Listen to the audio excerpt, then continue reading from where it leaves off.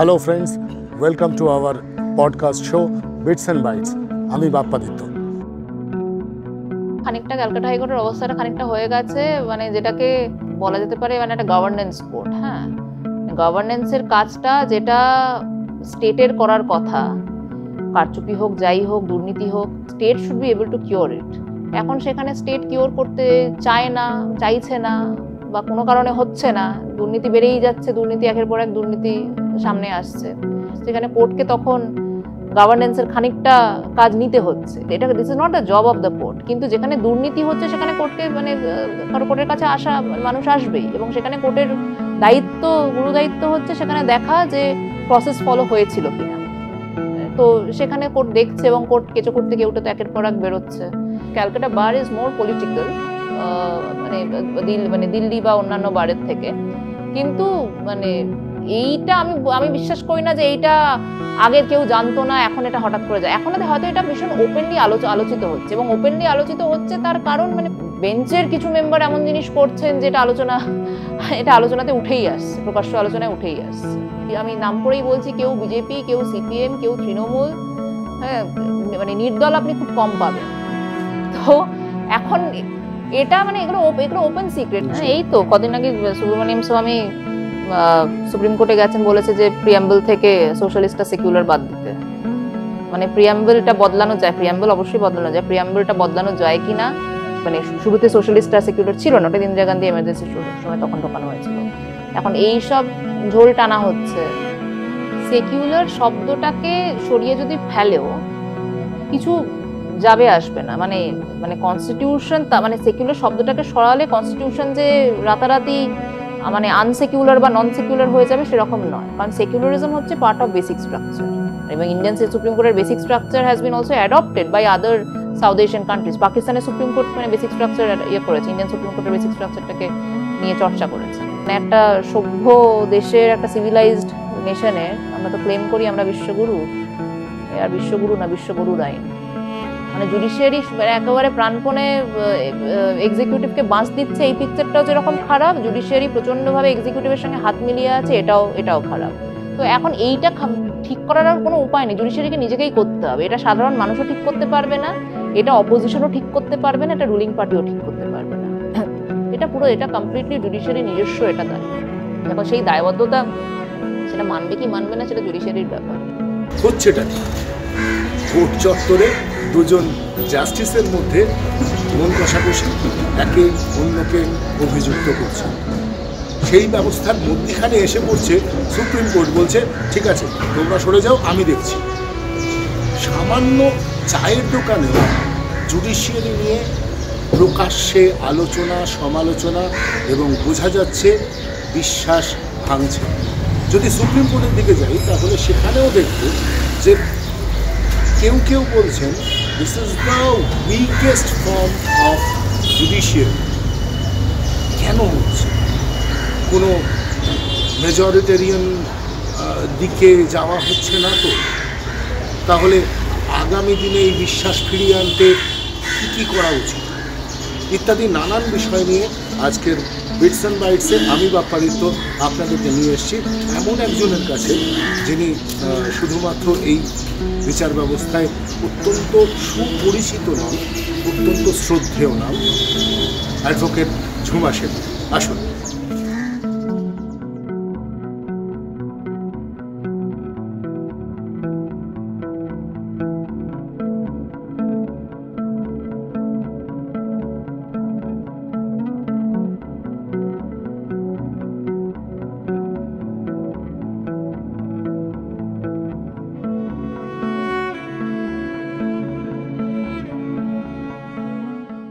নমস্কার।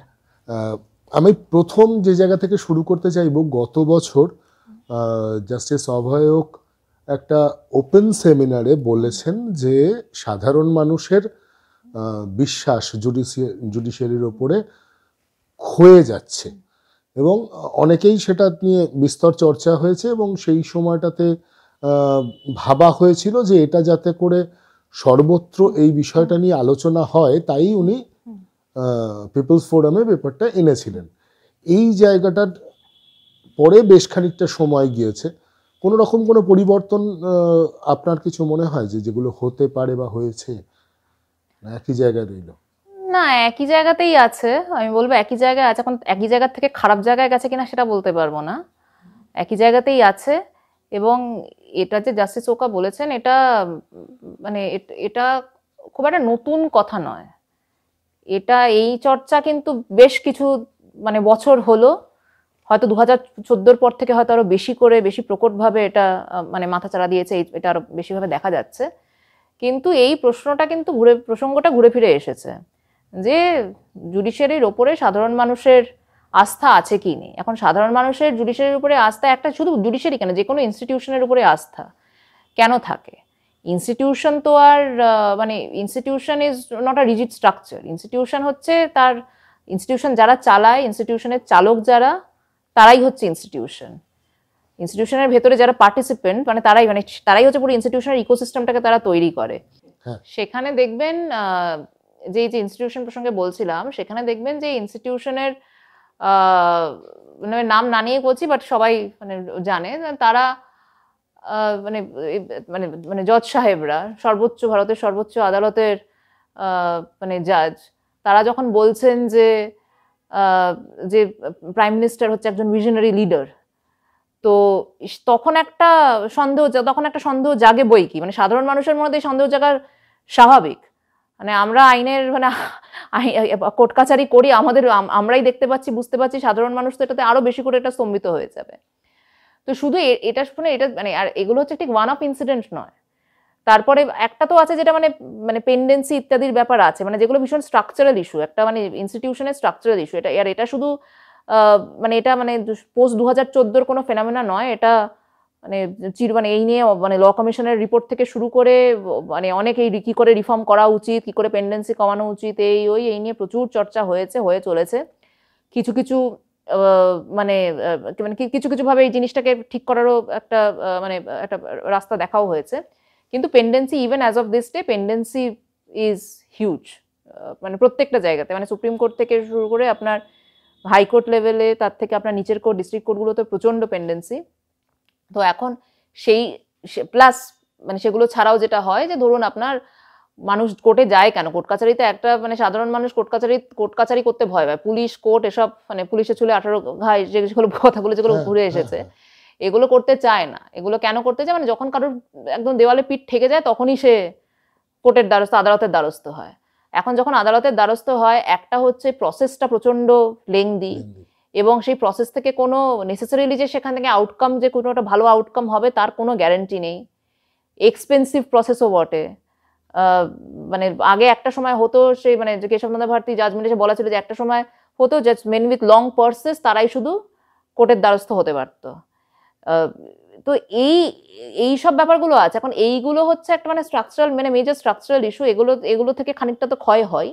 কিন্তু এখন যেটা হচ্ছে মানে বা যেটা হয়ে চলেছে বিগত মানে প্রায় 10 বছর ধরে যেটা হয়ে চলেছে, মেবি মোর, কিন্তু আগে হয়তো সেই সিটসটা ছিল, এখন এটা আরো ভীষণভাবে, এটা আরো প্রচন্ডভাবে প্রকট। সেটা হচ্ছে যে একটা ভীষণ ওপেনলি, একটা ওভার্টলি, আগে যেটা কোভার্ট ছিল, মানে সব আগে যে চিরকালই যে কোভার্ট ছিল তা নয়। ইন্দিরা গান্ধীর সময় এমার্জেন্সি, মানে আমরা সকলেই জানি সুপ্রিম কোর্টের কি role, we all know that.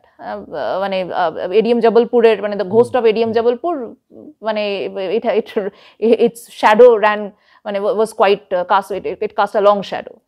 তো কিন্তু মানে এডিএম জবলপুর একটা সময় দেখা হতো, এডিএম জবলপুর বা এমার্জেন্সি ইরাতে সুপ্রিম কোর্টের রোল মানে কমপ্লিটলি, মানে যেটা সুপ্রিম কোর্ট যেটা পুরো অ্যাবডিকেটেড ইটস রোল। মানে সুপ্রিম কোর্টের যেই 9খানা হাইকোর্ট একরকম ভাবে রায় দিয়েছিল ফান্ডামেন্টাল রাইটস এর, মানে আর্টিকেল 21-এর মানে মানে সম্পর্কিত যেই কথাবার্তা বলেছিল সেটা নিয়ে, সেটার কমপ্লিটলি বিপরীতে সুপ্রিম কোর্ট একটা মানে যেরকম রায় দিয়েছিল এডিএম জবলপুরে, মানে it was seen as an abdication of the court's duty.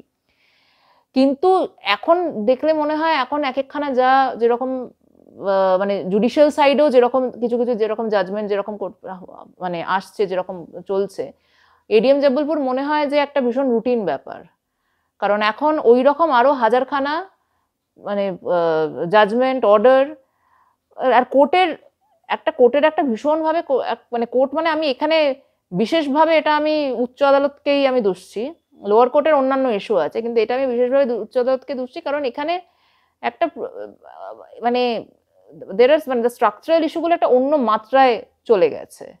Listing, কোন ঘরের কাছে লিস্টিং হবে সুপ্রিম কোর্টে, এটা তো একখানা ভীষণভাবে একটা বহুল আলোচিত বিষয়। 2014-তে একটা কম্পিউটারাইজ লিস্টিং এর একটা সিস্টেম এলো। এখন there is no way to মানে গ্যারান্টি অর অ্যাসার্টেন কোন ঘরের কাছে কোন মামলা যাবে, এবং যেরমভাবে কিছু মামলা কিছু বিশেষ বিশেষ বেঞ্চের সামনে যাচ্ছে এবং যাচ্ছে না, বারংবার যাচ্ছে, তাতে খানিকটা মানে সাধারণ মানুষের কাছে মানে খানিকটা মানে প্রশ্ন চিহ্ন প্রশ্ন উদয় হয় স্বাভাবিক। এগুলো ছাড়াও আরও আছে যেরকম পাবলিকলি অনেক জায়গাতে retired justices of the supreme court, sometimes even present জাজেস, আমি আগে যেটা বললাম যে রিটায়ার হওয়ার আগেই তিনি বলেছিলেন যে প্রাইম মিনিস্টার হচ্ছে ভিশনারি লিডার, যেই ডিস্টিংশনটা থাকার দরকার একটা জুডিশিয়ারি আর জুডিশিয়ারি অ্যাজ অ্যান ইনস্টিটিউশন এবং দ্য এক্সিকিউটিভ তার মধ্যে, সেই ডিস্টিংশনটা প্রায় মুছেই গেছে।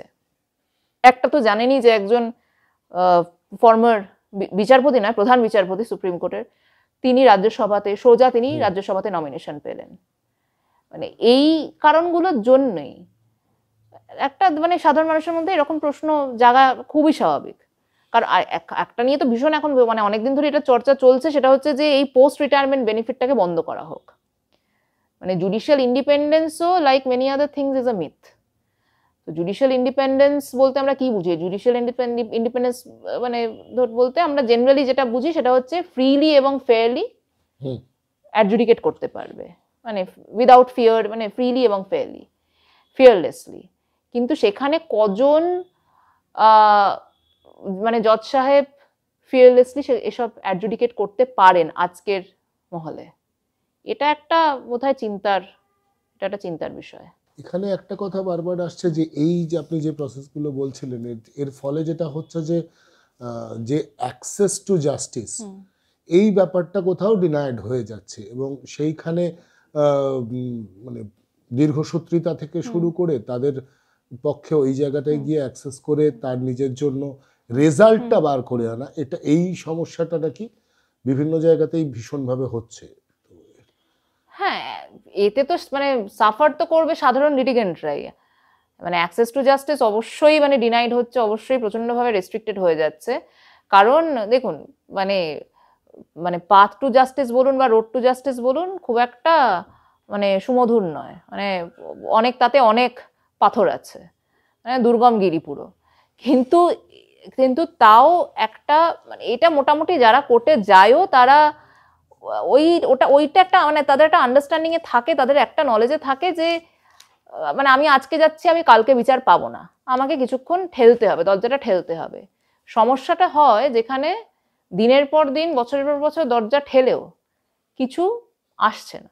এখন একটা আমি জাস্ট এক্সাম্পল দিচ্ছি যে প্রচুর দেখবেন এরকম যেরকম জমি উচ্ছেদের যেগুলো ল্যান্ড অ্যাকুইজিশন ইত্যাদির মামলা, সেগুলো ডিসপোজাল রেট অনেক সময় অনেক স্টেটে যতদিনে মামলা ডিসপোজড হচ্ছে, আমি পশ্চিমবঙ্গের কথা শুধু বলছি না, several states land acquisition act প্রচন্ডভাবে ওয়াটার ডাউন করে দিয়েছে অনেক স্টেটে। সেখানে ডিসপোজাল রেট, তার টাইমটা এত দেরি, তার মধ্যে যতদিনে ডিসপোজড হচ্ছে, হ্যাঁ, যতদিনে কোর্ট বলছে যে হ্যাঁ এটা সঠিকভাবে এখানে যে লতে যে গ্যারান্টিগুলো দেওয়া আছে সেইগুলো দিয়ে ল্যান্ড অ্যাকুইজিশন প্রসেস হয়নি, হ্যাঁ, কম্পেনসেশন পাবে, কম্পেনসেশন যথাযথ নয়, ততদিনে তারা মারা গেছে, তাদের পরের জেনারেশন এসেছে, তারা সেখান থেকে জমি বাড়ি ছেড়ে দিয়ে চলে গেছে। আমার জানা এরকম প্রচুর প্রচুর মামলা আছে। তো তখন কিসের আর অ্যাক্সেস টু জাস্টিস? তখন যদি এটা 5 বছর ধরে একখানা মামলা চলে, তখন আর কার সকলেরই একটা আফটার আ পয়েন্ট সকলেরই আর সেই মামলা নিয়ে টানার আর পরিশ্রম করার আর এনার্জি থাকে না। তো এইসব ব্যাপার তো আছেই। এই জায়গাতে আমি আপনাকে বলছি, কয়েকটা জায়গাতে খুব স্পেসিফিক্যালি বলা হচ্ছে যে বিশেষত উচ্চ আদালতের ক্ষেত্রে যে বহু জায়গাটাতেই অভিযোগ যাদের বিরুদ্ধে সেটা কোনো না কোনো সরকার, ফলে সরকার কোনো ধরনের জুডিশিয়ারিকে শক্তপোক্ত হতে সাহায্য করবে, এইটা হবে না। ফলে জুডিশিয়ারির ইনার স্ট্রেংথকে নিজেদেরকেই বাড়াতে হবে। তো আপনারা তো এর মধ্যে কাজ করছেন, সেই জায়গাটাতে কোথাও মনে হয় যে সেই পার্টটাতে কিছু হচ্ছে না, বা সেই জায়গাটা কি হবে সেরকম কোনো চিন্তার মধ্যে থাকেন? দেখুন, একটা জিনিস হচ্ছে যে জুডিশিয়ারি যেটা বলছিলাম, মানে ইনস্টিটিউশন তো কন্টিনিউস, ইনস্টিটিউশন চলে ধারাবাহিকভাবে, ইনস্টিটিউশন চলতে থাকে। জুডিশিয়ারি একটা ইনস্টিটিউশন, কিন্তু ইনস্টিটিউশনের ভেতরের যে মানুষগুলো তারা আসছে যাচ্ছে, তাদের আসা যাওয়ার মানে তাদের ওই যেইটুকুনি সময় তারা থাকছে সেটাও যে নেসেসারিলি যে সেটা খুব লম্বা সময় তা নয়। বিশেষ করে আমি মানে হায়ার জুডিশিয়ারির ক্ষেত্রে বলছি, ডিস্ট্রিক্ট জুডিশিয়ারির ক্ষেত্রে এটা অনেকটাই অন্যরকম। হায়ার জুডিশিয়ারিতে তারা মানে লম্বা সময়ের জন্য নেসেসারিলি থাকছেন না, বাট এরকমভাবে বলা উচিত যে যেই সময়টা থাকলে হয়তো কিছু সাবস্ট্যান্টিভ চেঞ্জ কিছু হতে পারে, এবং সাবস্ট্যান্টিভ চেঞ্জগুলো আমরা জানি কারা তৈরি করে। সাবস্ট্যান্টিভ চেঞ্জ অ্যাডমিনিস্ট্রেটিভ সাইডে চিফ জাস্টিস তৈরি করে। তো আমাদের স্ট্রাকচারটাই এরকম, মানে জুডিশিয়ারির হাইকোর্টের মানে অ্যাপেলেট কোর্টগুলোর স্ট্রাকচারটাই এরকম, একটা প্রত্যেকটা কোর্টে হাইকোর্টে চিফ জাস্টিস খুব বেশি হলে 2 থেকে 3 বছর, তার বেশি তারা থাকে না, তারা আসে অন্য কোর্ট থেকে, এবং সেখানে তাদের এসে ধাতস্থ হতে খানিকটা সময় লাগে। তারপরে হচ্ছে মানে ভেরি স্পেসিফিক কতগুলো লোকাল মানে যেগুলো একেবারে ইনস্টিটিউশনাল মানে ক্রাইসিস যেগুলো থাকে সেইগুলোকে সর্ট আউট করার মতো সময় বা সামর্থ্য তাদের হয়তো থাকে না, এবং তারা যেহেতু তারা আবার 2 বছর পরে তারা চলে যাবে অন্য কোর্টে, তারা সেগুলো নিয়ে আর ওরমভাবে হয়তো আর অতটা সময়ও দেয় না। এবারে যে আপনি যেটা বলছেন যে ভেতরে জুডিশিয়ারিকে মানে জুডিশিয়ারি অ্যাজ অ্যান ইনস্টিটিউশন তাকে নিজে থেকে শক্ত হতে হবে, নিজে থেকে শক্ত হতে পারে একটা মানে থিওরিটিক্যালি এটা একটা খুব ভালো শুনতে লাগে, নিজে থেকে শক্ত হতে হবে, কিন্তু নিজে থেকে শক্ত হওয়ার জন্য খুব মানে মানে ট্যাঞ্জিবল কিছু জিনিসপত্র দরকার। সেই মানে জিনিসপত্রগুলো, সেই মেটেরিয়ালগুলো অ্যাভেলেবল কিনা to a judicial institution of the day, সেগুলো ভাবতে হবে। মানে আমি ট্যাঞ্জিবল জিনিসপত্র বলতে বলছি যে একটা মানে এই যে আমি বলছি মানে খুব সামান্য একটা ধরুন জিনিস, যে একটা মামলা, একটা সেন্সিটিভ মামলা বা মানে বা হাই প্রোফাইল একটা মামলা ফাইল করা হলো, সেখানে আপনার মানে এগেইনস্ট দ্য স্টেট, সেখানে মানে when the SG is coming before the court and seeking unnecessary time, মানে অ্যাডজার্নমেন্ট চাইছেন, এই চাইছেন বা গোল পোস্ট চেঞ্জ করছেন, আকসারি হয়ে আসছে, সেখানে একটা দ্য গিভেন মানে সেখানে সেই বেঞ্চে সে যতই সে রিলিফ মাইন্ডেড বেঞ্চ হোক না কেন, তার হাত পাটাও বাঁধা। কারণ কনভেনশনালি সে কতটা সেই এসজিকে সে মানে সে একটা ল অফিসারকে সে কতটা পুশব্যাক করতে পারবে, একটা সিনিয়র ল অফিসারকে তো সে কান ধরে বসিয়ে দিতে পারবে না, সে কতটা তাকে পুশব্যাক করতে পারবে। তো এইগুলো এই যে মানে যে এখন সমস্যাটা হচ্ছে এই যে স্ট্রাকচারাল ইস্যু সুপ্রিম কোর্টের ক্ষেত্রে যেগুলো দেখা যায়, যে এখন তো এটা একটা খুব ভালো সুন্দর একটা বইও বেরিয়েছে, ওই অপর্ণা চন্দ্র এরা ওই এডিট করে ওদের এডিটেড বই, ওই নামটা আমি ভুলে যাচ্ছি, পরে মনে পড়লে বলবো। তো ওটাতে যেটা ওই মানে সুপ্রিম কোর্টের মানে critic of the supreme court, সেখানে যেটা যে মানে অ্যাট মোস্ট যে এসএলপি ডেতে সিনিয়র কাউন্সিলদেরকে একটা মানে সুপ্রিম কোর্টটা মানে এসএলপির অ্যাডমিশন ডেগুলোতে তারা মানে ফ্র্যাকশন অফ আ মিনিট সময় দেয় শুনতে, এবং শুনে তাদেরটা অ্যাডমিটেড হয়, জাস্ট ফেস ভ্যালুতে চলে এই জিনিসটা। তো এখানে যখন professionally legal professionally members of the bar তাদের এখন মানে একটা ফেস ভ্যালুর একটা ব্যাপার আছে, কারণ তারা যদি রাইটলি অর রংলি তারা যদি মিসরিপ্রেজেন্ট করে, কোর্টকে যদি ভুল পথে চালিত করে, কোর্টেরও মানে মানে কতটা কি করার। তো এইগুলো হচ্ছে প্রচন্ড, আর এই ইস্যুগুলো আজকে নতুন করে উঠে আসেন, এই স্ট্রাকচারাল ইস্যুগুলো বহু যুগ ধরে ছিল, এখন জাস্ট এগুলো হয়তো মানে এইসব আইনগুলো চর্চা হচ্ছে। তো এইগুলোর এখন এগুলো এমন একটা জায়গা প্রপোর্শনে রিচ করে গেছে, given the current politics and the মানে গিভেন দ্য পলিটিক্যাল কনটেক্সট, একটা অন্যরকম একটা বাজে একটা জায়গাতে রিচ করে গেছে, আমার তো তাই মনে হয়। আমি আপনাকে একটা কথা বলি, ধরুন যদি আমরা ছোটবেলা থেকে যে মেইন স্ট্রিম কমার্শিয়াল সিনেমা, সেখানেও আমরা মানে এই যে লকে কেন্দ্র করে খারাপ লোক, সময় বেশি নেওয়া ইত্যাদি একদম আমজনতার কাছে কোর্টের কিছু সমস্যা ছিল, কিন্তু কোনোদিন এটা হয়নি যে আমজনতা কোর্টের কাছে অতটা মানে কোথাও বিশ্বাস হারাচ্ছে। আমরা কিন্তু সেই গল্প দীর্ঘ সময় শুনিনি, যদিও তার প্রচুর রসদ তার বাড়িতে বসে সে পেতে পারে। মানে খুব সম্ভবত মানে হিন্দির যত বড় বড় ভিলেন আছে তারা কোনো না কোনো বার উকিল হয়েছে।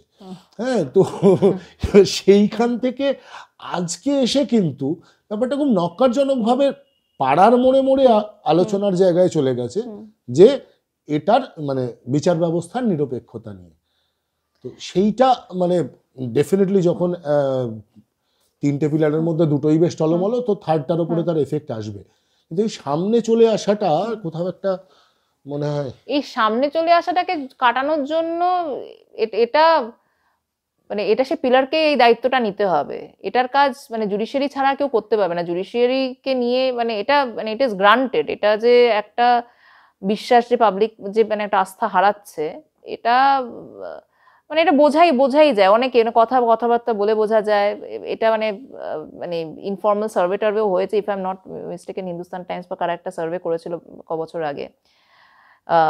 কিন্তু এই জিনিসটাকে এটাকে তো মানে বিশ্বাস মানে যার উপর থেকে বিশ্বাস যাচ্ছে তাকে ওটা মানে দায়িত্বটা তারই, বিশ্বাসটাকে সরি ইভেন মানে অমুক জাজ অমুকদের লোক এইটা পর্যন্ত প্রকাশ্যে আলোচনা, এটা কিন্তু আমরা কখনো এর আগে দেখতে পাই। তবে আমি বলবো এই ক্ষেত্রে আমি বলবো যে এটা হয়তো প্রকাশ্যে আলোচনা হচ্ছে, কিন্তু এই নলেজটা অমুক জাজ অমুকের লোক বা তমুক জাজ তমুকের লোক, এই নলেজটা কিন্তু বহুদিন ধরেই মানে এটা কিন্তু আগেও ছিল, আজ থেকে 30 বছর আগেও এই নলেজটা মানে তখনকার সময় কোন জাজ কার লোক। কারণ বার বা বেঞ্চ মানে বিশেষ করে দেখুন বেঞ্চে যারা তারা তো বার থেকেই তো মানে আপনি হাইকোর্ট যদি দেখেন বার থেকেই তো যাচ্ছে, একটা সিংহভাগ বার থেকে যাচ্ছে। and bar has been মানে since time immemorial, পুরো মানে ইন্ডিপেন্ডেন্সের সময় থেকে যদি দেখেন, ফ্রিডম স্ট্রাগলের ওই সকলেই মানে মানে তারা পলিটিক্যালি ভীষণ অ্যাক্টিভ। এখন একটা সময় যখন আপনার মানে 40s বা 50s এ চাঙ্ক এদের ছিল আপনার ইন্ডিয়ান ন্যাশনাল কংগ্রেস বা মুসলিম লীগ, তারপর কিছু সিপিআই, তারপরে এখন মানে একালে এখন এত পার্টি, এখন তাদের নানা ওরিয়েন্টেশন, পলিটিক্যাল ওরিয়েন্টেশন, কেউ আমি নাম করেই বলছি, কেউ বিজেপি, কেউ সিপিএম, কেউ তৃণমূল, হ্যাঁ মানে নির্দল আপনি খুব কম পাবেন। তো এখন এটা মানে এগুলো ওপেন সিক্রেট, মানে কে, এবং আমি মানে এটা নাম করারও প্রয়োজন হয় না, কে মানে বার থেকে বেঞ্চে গেছে, সে আগে কোন পার্টি করতো, বা সে পার্টি যদি নাও করে সে কোন মানে কোন পার্টি করা সিনিয়রের সে জুনিয়র ছিল, এইগুলো সব চলে আসে। এগুলো মানে this are all common knowledge. এগুলো মানে এটা যদি আপনি মানে কোর্টের করিডোরে ঘোরেন, এটা কমন নলেজ। কলকাতা মানে একটু মোর political, the Calcutta bar is more political মানে দিল্লি বা অন্যান্য বারের থেকে। কিন্তু মানে এইটা আমি বিশ্বাস করি না যে এইটা আগের কেউ জানতো না, এখন এটা হঠাৎ করে যায়। এখন হয়তো এটা ভীষণ ওপেনলি আলোচিত হচ্ছে, এবং ওপেনলি আলোচিত হচ্ছে তার কারণ মানে বিকজ অফ দ্য রিজন, মানে বিকজ মানে বেঞ্চের কিছু মেম্বার এমন জিনিস করছেন যেটা এটা আলোচনাতে উঠেই আসছে, প্রকাশ্য আলোচনায় উঠেই আসছে। আচ্ছা, গত বছরই ওই অ্যাডভোকেট দুষ্মন্ত আভে একটা কথা বলেছিলেন, সেটা মানে কথাটা খুব সিগনিফিকেন্ট, যে ইংরেজদের সময়ও যদি আমরা ধরি তাহলেও দিস ইজ দ্য টাইম যে সময়টা উইকেস্ট জুডিশিয়ারি আমরা দেখছি। আপনি এটা কি মনে করেন? মানে এটার একটা মানে এটার মানে ভীষণ এক্সাক্ট উত্তর দেওয়া মানে খুব এম্পিরিক্যাল ডেটা না ঘেটাতে এসব উত্তর দেওয়া যায় না। তবে উইকেস্ট কিনা আমি জানি না, তবে yes it is significantly weak. কোন জায়গা থেকে মনে হচ্ছে এটা যদি একটু? অ্যাডমিনিস্ট্রেশনের দিক থেকে তো উইক বটেই। হ্যাঁ, সব থেকে যেটা আমার যেটা ভীষণ চোখে লাগার মতো যেটা মনে হয় সেটা হচ্ছে যে এই যে মানে আমি যদি ধরেও নিই যে জুডিশিয়ারি বা যদি ধরুন কতগুলো খুব ভালো, মানে আমরা ভীষণ মানে সাদা বাংলায় ভালো অর্ডার হয়েছে, ভালো জাজমেন্ট, যে কেউ একজন সাধারণ নাগরিক সে কোর্টে গেছিল, মানে knocked on the doors of the court, যেখানে যে কোনো বিষয় নিয়েই হোক না কেন, কোর্ট একটি অর্ডার দিল, কিন্তু সেই অর্ডারটার এক্সিকিউট হলো কিনা, সেই অর্ডারটা মান্যতা পেল কিনা, সেইখানে হচ্ছে প্রশ্নচিহ্নটা। যেই মুহূর্তে আমি দেখছি যে সেই অর্ডারটা মান্যতা পাচ্ছে না, কেন পাচ্ছে না? কারণ সেই অর্ডারটা যাদেরকে বলা হচ্ছে, মানে একটা রিট কোর্ট তো মানে অ্যাগেন্স্ট দ্য স্টেটই হবে। একজন নাগরিক যদি যায়, একটা সিটিজেন যদি যায়, মানে সে তো সিটিজেন, তার যে রাইট ক্লেম করবে সেটা অ্যাগেন্স্ট দ্য স্টেট। সেখানে যদি স্টেট সেই মানে কোর্টের সেই অর্ডারকে যদি মানে যদি সেই মানে সেই রেসপেক্ট বা সেই ডিগনিটিটা না দেয়, সেটা তাহলে সেই অর্ডারটা, সে কোর্টের একটা অর্ডার দিয়েও বা কি না দিয়েও বা কি, কারণ সেই অর্ডার আর এক্সিকিউটেড হচ্ছে না, ইমপ্লিমেন্টেড হচ্ছে না। এবং এটা ভীষণ এখন মানে লাস্ট সেভারাল ইয়ার্স এটা সুপ্রিম কোর্ট থেকে শুরু করে সেভারাল হাইকোর্টস, মানে same problem, including Calcutta high court, same problem. মানে অর্ডার কিছু একটা হচ্ছে, ভালো অর্ডার যদিও বা হয়, একটা তো হচ্ছে, দেখুন দুরকম, মানে কোর্ট হয়ে গেছে একটা, যেটাকে বলে এক্সিকিউটিভ কোর্ট, মানে কোর্ট এখন কাজ করছে এক্সিকিউটিভের। এটা মানে কোর্টের কাজটা, judiciary is a separate institution, judiciary is not suppose two be an executive. কিন্তু জুডিশিয়ারি যেরকম ভাবে, আপনি সিএ থেকে দেখুন, কি আপনি যাই দেখুন, আপনি কাশ্মীর মানে 370 দেখুন, আপনি যদি মানে সিরিজ বা আপনি মানে ফার্মার্স প্রোটেস্ট নিয়ে কিরকম ভাবে ডিল করেছে সেগুলোও দেখুন। মানে কোর্ট ইজ মিমিকিং, কোর্ট বলতে আমি এখানে ভেরি স্পেসিফিক্যালি আমি এখানে মানে সুপ্রিম কোর্টকেই বলছি, কারণ সুপ্রিম কোর্টের কিছু জাজমেন্ট যেগুলো বেরিয়েছে, বা আমি জাজমেন্টও ছেড়ে দিলাম, the manner in which the supreme court has dealt with some issues, মানে মানে সুপ্রিম কোর্ট ডিল করেছে by not dealing with them, মানে অ্যাবডিকেট, পুরো কমপ্লিটলি তাদের রোলটা থেকে সেটা সরে এসেছে, তাদের যেটা করার কথা ছিল, বারিং সাম ভেরি অড এক্সেপশনস। সেটা দিল্লি হাইকোর্টে যেরকম আপনার যখন ওই জামিয়া ইত্যাদি সব ভাঙচুর হচ্ছে, জাস্টিস মুরলীধর রাত 12টাতে অর্ডার দিয়েছিলেন ওখানে যাতে অ্যাম্বুলেন্স ইত্যাদি সব পাস করতে পারে, কিন্তু সবাই জাস্টিস মুরলীধর নন। তো মানে মানে ওই রকম একটা কোর্টের কাজ হচ্ছে যে যেখানে মানে কারুর যেখানে কোথাও যাওয়ার নেই, কোর্ট সেখানে স্টেপ ইন করে, ইট ইজ নট নেসেসারি যে একজন লিটিগেন্টকে সামনে আসতে হবে। যদি কোর্ট দেখে যে এরকম জিনিস হচ্ছে, কোর্টের সুমোটো কোর্টের সেটা নিয়ে নেওয়ার একটা ক্ষমতা আছে, কোর্ট সেটাকে ইন্টারভিন করতে পারে, কোর্ট ডিরেকশন দিতে পারে, অনেক কিছু করতে পারে।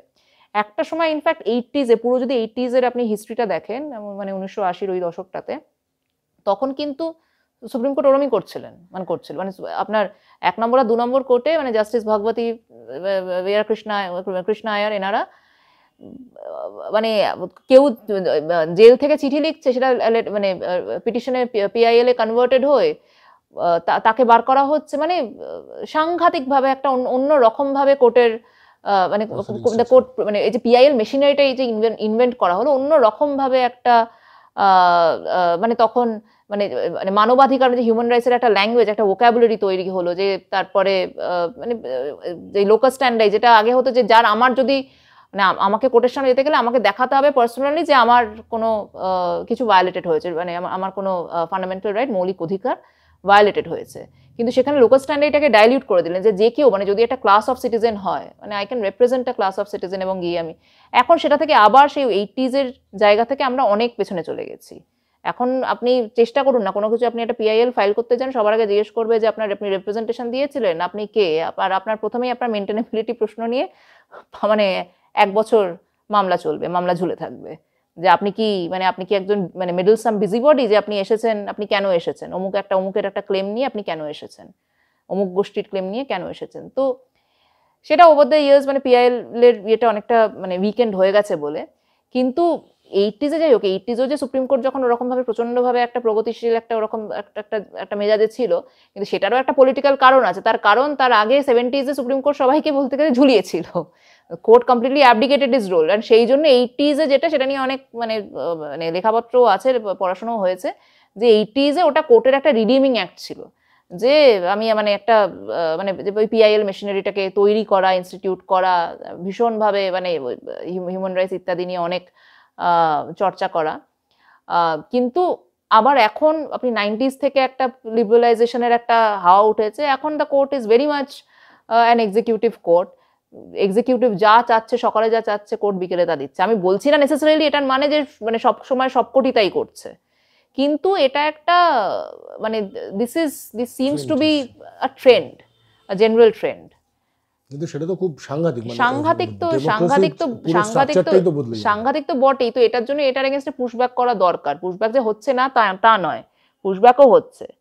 আপনার মানে কোর্ট যদি কোনো মানে কোনো অর্ডার, কোনো একটা ওরকম যদি মানে এন্টারটেইন করলো না, বা করলো কিন্তু অন্যভাবে করলো, অনেক আছে মানে যারা মানে মানে অ্যাডভোকেট হোক বা সিভিল সোসাইটি হোক, তারা কোর্টে যাচ্ছে, তারা কোর্ট যেখানে ফেল করছে তখন তারা they are taking to the streets, তারা রাস্তায় নেমে তারা ধর্ণা দিচ্ছে। ওইটাই যে মানে কোর্টের উপরে বেশি আস্থা রাখা ঠিক না, কোনো ইনস্টিটিউশনের উপরে বেশি আস্থা রাখা ঠিক না, কারণ at the end of the day তারা সবাই ইনস্টিটিউশন, তাদের সব লিমিটেশন আছে। আরেকটা খুব মানে সারা ভারতবর্ষের প্রায় সব জায়গাতে হয়েছে, এখন জুডিশিয়ারিতেও হচ্ছে যে মানে মেজরিটেরিয়ান ডমিনেশন একটা চলছে, এরকম একটা অভিযোগ আসছে। সেটার কোনো রকম আপনারা তার টের পাচ্ছেন, বা তার কোন কোন জায়গাগুলো মনে হচ্ছে প্রায়োরিটি ল্যাবরেটরি যদি করেন? দেখুন, এটা তো সোজাসুজি টের পাওয়া অসম্ভব, মানে unless someone is part of the collegium এটা টের পাওয়া অসম্ভব। কিন্তু কিছু কিছু ব্যাপারে যেরকম মানে কয়েকটা ইঙ্গিত, আভাস ইঙ্গিত পাওয়া যায়, যেরকম অনেক মানে দেখবেন মানে কলেজিয়াম সিস্টেমটা যদি আপনি দেখেন, কলেজিয়ামের রেকমেন্ডেশন যাচ্ছে, সেই রেকমেন্ডেশন আপনি জাস্টিস মুরলীধরেরটা দেখুন, কতবার রেকমেন্ডেশন গেল, ফিরে এলো, এবং তারপরে উনি মানে মানে মানে উনি রিটায়ার করে গেলেন, ওনার সুপারঅ্যানুয়েশন হয়ে গিয়েছিল। তো এইটা একটুখানি ভাবার কথা, কেন এই যে যাচ্ছে এবং ফিরে আসছে। কারণ মানে আপনি তো জাস্টিস মুরলীধরের পুরো মানে হিস্ট্রিটা জানেন না। উনি দিল্লি হাইকোর্টে যখন ছিলেন, মানে তখন দিল্লি হাইকোর্টে হি ওয়াজ দ্য অনলি জাজ যিনি ওই মাঝরাতে 12টার সময় অর্ডারটা দিয়েছিলেন যে ওখানে রাস্তা মানে যখন পুরো ভাঙচুর হচ্ছে সারা দিল্লিতে, মানে তখন উনি বলেছিলেন যে ওখানে মেডিকেল এড ইত্যাদি সবাইকে ফ্রি পাস দিতে হবে। তারপরে রীতিমতো ওভারনাইট তাকে ওখান থেকে পাঞ্জাব অ্যান্ড হরিয়ানা হাইকোর্টে ট্রান্সফার হয়ে গেল। তারপরে সেখান থেকে যাই হোক ওড়িশা হাইকোর্টে, মাদ্রাস হাইকোর্ট না, হ্যাঁ, ওড়িশা হাইকোর্টে ওনাকে পাঠানো হলো। তো এবারে ওড়িশা হাইকোর্ট থেকে মানে he was suppose to go as the chief justice, তো মানে অ্যাজ আ মানে go to the supreme court, মানে একটা ছিল, মাদ্রাস হাইকোর্টে বলা হয়েছিল যে মানে মাদ্রাস হাইকোর্টে চিফ জাস্টিস হিসেবে যাবেন, তারপর ওখান থেকে দ্যাট ওয়াজ দ্য মানে ইজিয়েস্ট মানে ডিরেক্ট রুট। কিন্তু ওনার ওটা হলো না, ওখানে 3-4 বার ওটা ফেরত আসলো, 3 বার না কবার ফেরত আসলো বোধহয় ওটা। তবে এরকম আরও হয়েছে, ক্যালকাটা হাইকোর্টেরই এখানে মানে যে কটা নাম কয়েকটা নাম বারবার করে ফেরত আসছে, মানে মানে ভিটোড হয়ে যাচ্ছে, যেটাকে আপনার পকেট ভিটো সিং যেটাকে পকেট ভিটো বলতো, সে পকেট ভিটো করা হচ্ছে। ডিরেক্টলি না বলছে না, কারণ ডিরেক্টলি না বলার জায়গা সত্যি কথা নেই, কারণ প্রাইমেসি মানে অ্যাপয়েন্টমেন্টের প্রাইমেসি হচ্ছে কলেজিয়ামের হাতে। কিন্তু কলেজিয়াম যে রেকমেন্ডেশন দিচ্ছে তারা they are suppose to accept it, এবং তারপর ওটাকে ফেরত দেওয়ার কথা, কিন্তু ওটা মানে ওটা চুপ করে নিয়ে বসে থাকছে বা ওটা ফেরত চলে আসছে। তো এই রকম যে কতগুলো জিনিস হচ্ছে, তো তার থেকেই মানে আভাস ইত্যাদি এগুলো সব পাওয়া যায়। বলছি মানে ধরুন বেশ কিছু জায়গাতে এই ভাবনাটা তো এখন মানে কথার মধ্যেই আছে যে সংবিধান একটা বড় অংশের বেশ কিছু জায়গা সংবিধানের পছন্দ হয়নি, তাদের মনে হয়েছে সংবিধানের সেই অঞ্চলগুলো পরিবর্তন করা উচিত। সেই পরিবর্তনের কোনো প্রয়াস ডিরেক্টলি চোখের সামনে দেখতে পাচ্ছেন বা বুঝতে পারছেন? এই তো কদিন আগে সুব্রমণিয়াম স্বামী সুপ্রিম কোর্টে গেছেন, বলেছে যে প্রিয়াম্বল থেকে সোশ্যালিস্টটা সেকুলার বাদ দিতে। এবার সেখানে একটা ডেট নিয়েও একটা ইয়ে হয়েছে যে কোন ডেট। হ্যাঁ, প্রিয়াম্বলটা এখন এগুলো হচ্ছে সব ভীষণ টেকনিক্যাল একাডেমিক আলোচনা, মানে প্রিয়াম্বলটা বদলানো যায়, প্রিয়াম্বল অবশ্যই বদলানো যায়, প্রিয়াম্বলটা বদলানো যায় কিনা, কোনটা মানে অথেন্টিক, মানে মানে প্রিয়াম্বলটা তো মানে যখন অ্যাডাপ্ট করা হয় তখন প্রিয়াম্বলটা মানে রিড আউট করা হয়, তো সেই ডেট নিয়ে তখন ওই ডেটটা মানে পরের ডেটে, কারণ এটা 44th অ্যামেন্ডমেন্টে আপনার হয়েছে। আর মানে শুরুতে সোশ্যালিস্ট আর সেকুলার ছিল না, ওটা ইন্দিরা গান্ধী এমার্জেন্সি সময় তখন ঢোকানো হয়েছিল।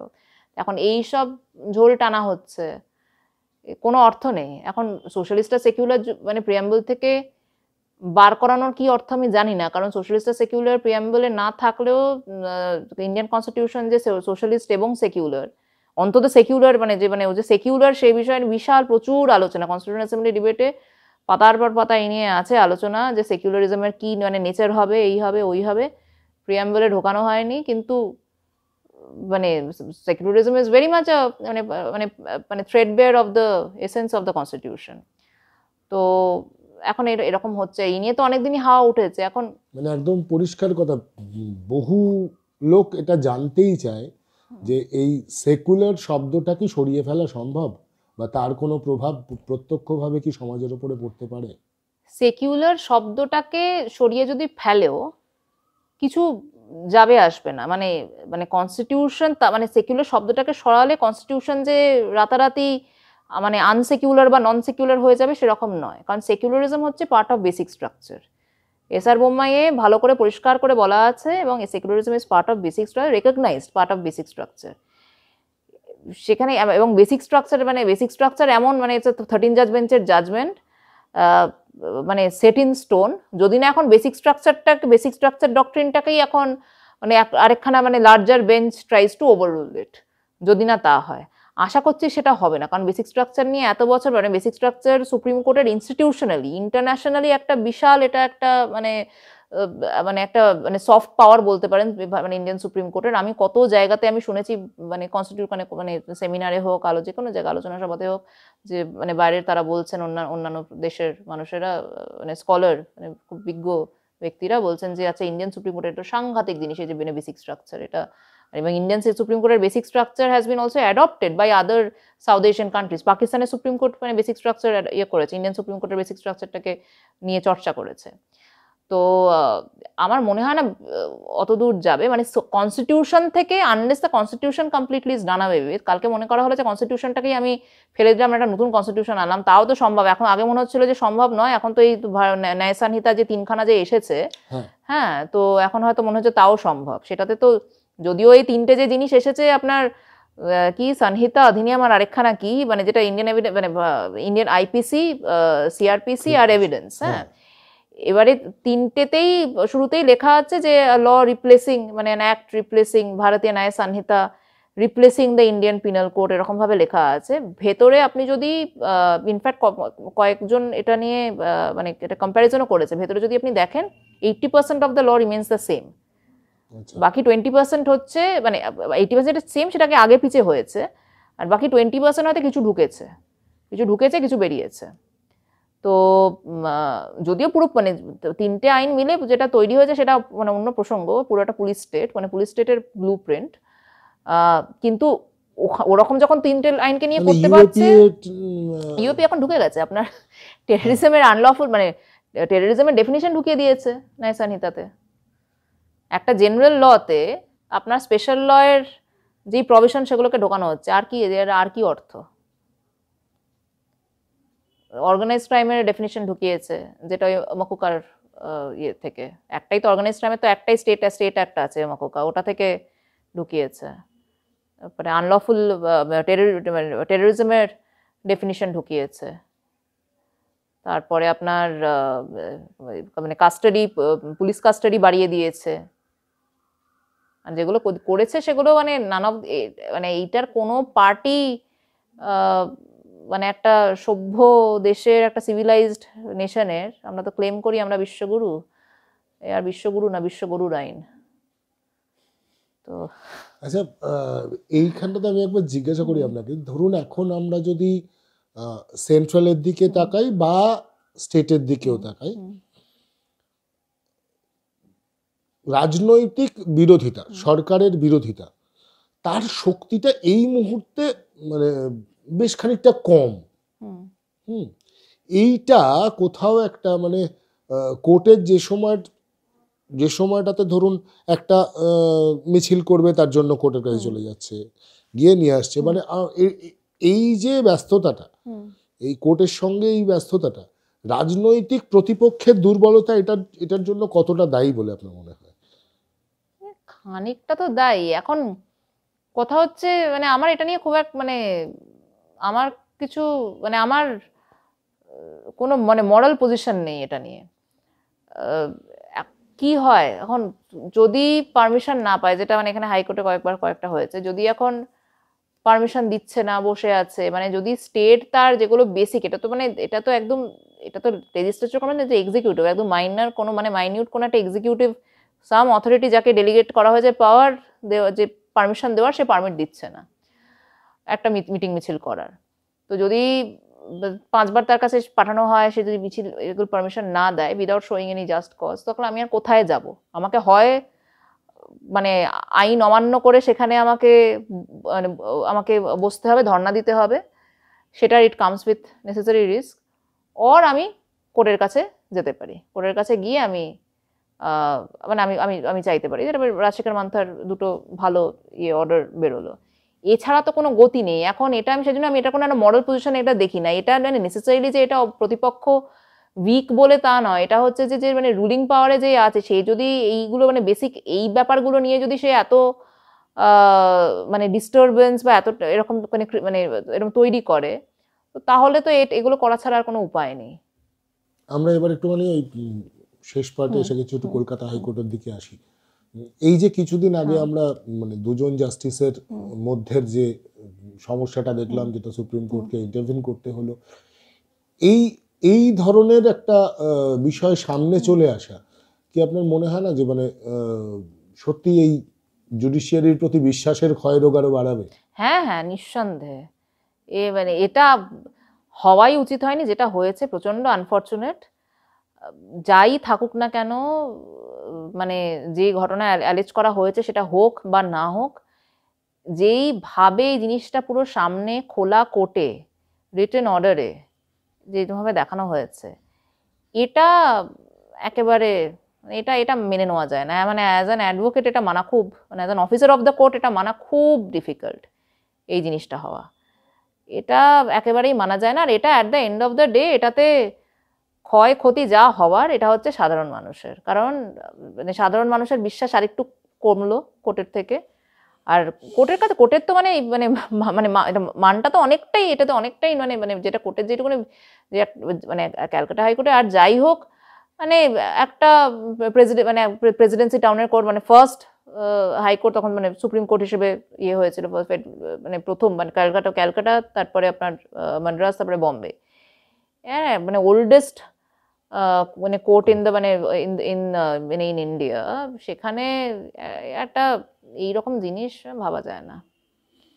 আচ্ছা, এবারে যেটা সত্যি সমস্ত লোক জানতে চায় সেটা হচ্ছে যে এই যে চারপাশে ভয়ঙ্কর করাপশন নিয়ে রোজের ডেট পড়া, এবং সারা রাজ্যটাই মনে হচ্ছে যে দুর্নীতিতে মোটামুটি ডুবে গেছে, এবং সেখানে রোজ কোনো না কোনো ডেট থাকে, এবং তারপরে কেউ না কেউ কিছু বলছেন, সেটার কোনো সমাধান আসছে না, আবার পরবর্তী দিনে আবার সেটা হচ্ছে। এই যে বিষয়টা, এই বিষয়টাকে মানে লোকের মধ্যে এবার ধৈর্যচ্যুতিও ঘটছে আর কি, ও কিছু হবে না এই ব্যাপারটা আসছে। এটা কি আপনার মানে কিভাবে? না, এখন যে কোর্ট মানে হাইকোর্টের অবস্থাটা খানিকটা, ক্যালকাটা হাইকোর্টের অবস্থাটা খানিকটা হয়ে গেছে মানে যেটাকে মানে একটা মানে একটা বলা যেতে পারে মানে একটা গভর্নেন্স কোর্ট। হ্যাঁ, গভর্নেন্সের কাজটা যেটা স্টেটের করার কথা, মানে এই মানে আপনার কারচুপি হোক, যাই হোক, দুর্নীতি হোক, এইগুলো তো স্টেটে হচ্ছে, স্টেট মানে ডিফারেন্ট স্টেট ফাংশনিতে হচ্ছে, state should be able to cure it. এখন সেখানে স্টেট কিওর করতে চায় না, চাইছে না, বা কোনো কারণে হচ্ছে না, দুর্নীতি বেড়েই যাচ্ছে, দুর্নীতি একের পর এক দুর্নীতি সামনে আসছে। সেখানে কোর্টের কাছে সাধারণ মানুষ যাচ্ছে, সেখানে কোর্টকে তখন গভর্নেন্সের খানিকটা কাজ নিতে হচ্ছে। কোর্টের কাজ এটা নয়, কোর্টের কাজ বসে মানে মানে কিরম ভাবে চাকরিতে নেবে এইগুলো মানে এটা this is not the job of the court. কিন্তু যেখানে দুর্নীতি হচ্ছে সেখানে কোর্টকে মানে কোর্টের কাছে আসা মানুষ আসবেই, এবং সেখানে কোর্টের দায়িত্ব, গুরু দায়িত্ব হচ্ছে সেখানে দেখা যে প্রসেস ফলো হয়েছিল কিনা। তো সেখানে কোর্ট দেখছে, এবং কোর্ট কেঁচো করতে কেউটা তো একের পর এক বেরোচ্ছে। এখন এটা থেকে এমনকি কোনো এক দুষ্কৃতীকে ধরতে হবে সেটাও কোর্টকে বলে দিতে হচ্ছে। এটা খুব ফ্রাস্ট্রেটিং, মানে ভীষণ ফ্রাস্ট্রেটিং। আর তারপরে এরকম এক একখানা ইনসিডেন্ট হচ্ছে, আর সেগুলো তারপরে সুপ্রিম কোর্ট একের পর এক কগনিজেন্স নিচ্ছে। আমার তো মনে হচ্ছে পুরো ক্যালকাটা হাইকোর্টটাকে সুপ্রিম কোর্টে ট্রান্সফার করে দিক। এই তো কদিন আগে দেখলাম ওই যেটা ওই আলিপুরে নয়, যেটা ওই প্রেগনেন্ট উইমেন ইনমেট নিয়ে যেটা, সেটাও তো কালকে দেখলাম যে supreme court has taken cognisance. সবই সুপ্রিম কোর্ট কগনিজেন্স নিচ্ছে। এখন আর আর সার্কিট বেঞ্চ আর বসাতে হবে না। এই জায়গা থেকে আমি আমার শেষ প্রশ্নে আসবো, সেটা হচ্ছে যে এমনি ওভারঅল যে জুডিশিয়াল স্ট্রাকচার এই মুহূর্তে রয়েছে, মানুষের বিশ্বাস ধরে রাখতে আপনি কি বলবেন? মানে এটা কিউরেবল হয়ে যাওয়ার একটা সম্ভাবনা নিয়ে তো তার মানুষকে থাকতে হবে। তো দেখুন, জুডিশিয়ারির মানে নিজস্ব কয়েকটা মানে এথিক্যাল মানে কতগুলো গাইডিং প্রিন্সিপাল আছে, হ্যাঁ, ব্যাঙ্গালোর প্রিন্সিপালস আছে, আরো আছে, যেগুলোতে জুডিশিয়ারি নিজে মানে judiciary suppose to maintain a distance from the politics of the day, from the order of the day. এবং জুডিশিয়ারি যে সেলফ রেস্ট্রেন, মানে সেলফ রেস্ট্রেন করার একখানা মানে একটা সেখানে একটা চার্ট আছে জুডিশিয়ারি। এখন সেটাই এখন মানে এথিক্যালি মরালি জুডিশিয়ারি মানে জুডিশিয়ারির একটা জুডিশিয়াল ইনস্টিটিউশনের প্রত্যেকটি অফিসারকে সেটা মেনে চলতে হবে। মানে মানে যে রিস্টেটমেন্ট অফ জুডিশিয়াল মানে ইন্টিগ্রিটি যে ভ্যালুগুলো, ওগুলোকে মানে প্রত্যেকটা জুডিশিয়াল অফিসারকে সেটা মেনে চলতে হবে, দরকার পড়লে 5 বার মানে সেটাকে স্মরণ করতে হবে। এছাড়া আর কোনো উপায় আমি দেখছি না, সত্যি কথা বলতে কি। এবং এখন দেখুন যেরকম ভাবে একটা পাবলিক মানে একটা মানে পপুলার ইমাজিনেশনে জুডিশিয়ারির রোলটা অনেকটা খর্ব হয়েছে, জুডিশিয়ারির যে মান সম্মান ছিল অনেকটা হয়েছে, এটা মানে মেনে নিতে হবে, এটা না মানার কোনো কারণ নেই, এটা হয়েছে।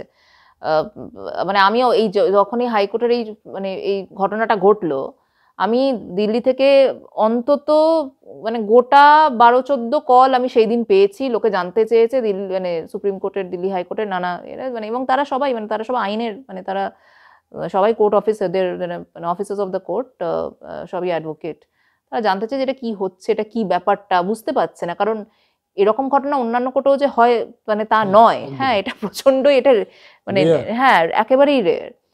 তো জানতে চাইছে যেটা কি হয়েছে, কেন হয়েছে, এইসব। তো এটা ডেফিনিট যে একটা মানে জুডিশিয়ারি যেইটুকুনি একটা নিজস্ব যে মানে একটা জুডিশিয়ারির যে নিজস্বতা যেটা থাকে, সেইটা যে ভীষণভাবে খর্ব হয়েছে। এবং পুরো এখন লোকে মনে করছে যে জুডিশিয়ারি হচ্ছে যে মানে মানে an extension of the executive or মানে ওরা ভেরি গ্যারিউলাস মানে মানে কাউন্টার টু দি এক্সিকিউটিভ। তো এই দুটোই খারাপ, মানে জুডিশিয়ারি একেবারে প্রাণপণে এক্সিকিউটিভকে বাঁশ দিচ্ছে, এই পিকচারটাও যেরকম খারাপ, জুডিশিয়ারি প্রচন্ডভাবে এক্সিকিউটিভের সঙ্গে হাত মিলিয়ে আছে, এটাও খারাপ। দুটোই কিন্তু মানে মানে দুটোই কিন্তু জুডিশিয়ারির মানটাকে কিন্তু ক্ষয় করে। তো এখন এইটা ঠিক করার আর কোনো উপায় নেই, জুডিশিয়ারিকে নিজেকেই করতে হবে। এটা সাধারণ মানুষও ঠিক করতে পারবে না, এটা অপোজিশনও ঠিক করতে পারবে না, এটা রুলিং পার্টিও ঠিক করতে পারবে না। এটা কমপ্লিটলি জুডিশিয়ারি নিজস্ব এটা দায়। এখন সেই দায়বদ্ধতা সেটা মানবে কি মানবে না সেটা জুডিশিয়ারির ব্যাপার। কার নেতৃত্বে কিভাবে জুডিশিয়ারির এই রিফর্ম হবে, আবার মনের মধ্যে ভরসাটা পুনঃপ্রতিষ্ঠা হবে, সেটার এই মুহূর্তে উত্তর পাওয়া না গেলেও অন্তত কিছু দিক নির্দেশ পাওয়া গেল। আজকের বিটস অ্যান্ড বাইটস এই পর্যন্তই। ফলো করবেন, লাইক করবেন, সঙ্গে থাকবেন। নমস্কার।